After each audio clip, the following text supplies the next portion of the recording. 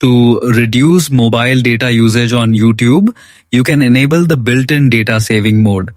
First, open the YouTube app on your Android or iPhone device and make sure you are using the updated version of the app.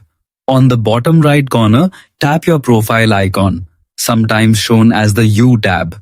Next, look at the top right corner of your profile page and tap the Settings gear icon. This will open a menu with several options related to your account and playback preferences. From the list, select Data Saving. Inside this section, you will see a feature called Data Saving Mode. Tap on it and switch the toggle button to the ON position.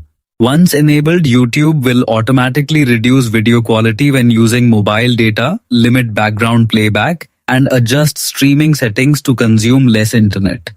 This helps you save data without needing to change each setting manually. Done. Now you can save data on YouTube. See you next time.